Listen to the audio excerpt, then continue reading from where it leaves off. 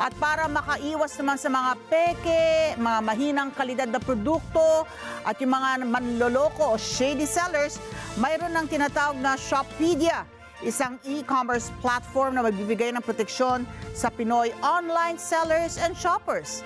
Si Mark De La Rosa sa balitang yan. No more counterfeit goods. No more shady sellers. Just pure, unadulterated Filipino quality. Yan ang isa sa mga sosolusyonan ng CEO ng upcoming e-commerce platform na naglalayong mabigyan ng maayos na serbisyo ang bawat Pilipino pagdating sa pagbebenta at pamimili online. Shoppedia, isa siyang e-commerce platform na kung saan nag-i-invite kami ng mga makatotohan ng merchants, yung totoong merchants talaga, at saka nagbibigay kami ng serbisyong may pusong Pinoy. Ito kasi yung wala sa atin ngayon eh. Maraming e-commerce platforms na andito sa atin ngayon, but kung i-consider mo yung origin nila, hindi naman sila galing ng Pilipinas. So I'm very proud to inform everybody na Shoppedia is a homegrown e-commerce platform conceptualized here in the Philippines, owned by Filipino company. Sa panahon kung saan talamak ang panloloko sa online shopping, anong hakbang ang ginagawa ng Shoppedia para matiyak ang seguridad ng Pinoy sellers and shoppers? Cybersecurity measure is the bulwark of the e-commerce system. So Shoppedia is investing heavily on our cybersecurity measures.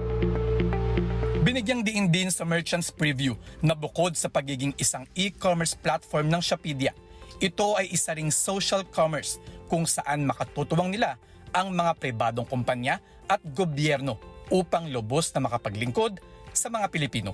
Ano nga ba ang isa sa mga halimbawa nito? Ito yung mga concept na kung gusto mo maghanap ng kasambahay, you can visit our app and you get the authentic and legitimate na aplikante sa app namin. The 4.0 is not just an e-commerce.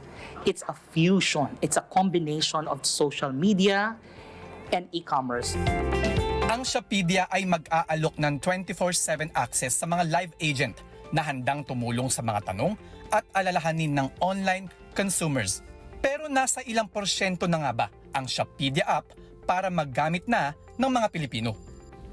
Nasa 80%. Naka-structure na siya. We have to ensure that the mobile app, once it's launched, nag-undergo siya ng series of testing.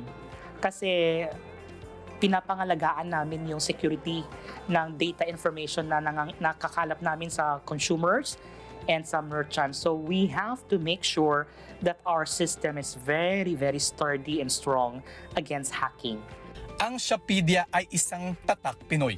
May malasakit mula sa mga Pilipino para sa kapwa Pilipino. Mark De La Rosa, para sa mata ng Agila. Matatag, matapang, matapat.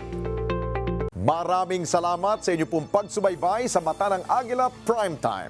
Para malaman ang matatag, matapang at matapat na mga balita, i-follow lamang at mag-subscribe sa AtNet25 TV.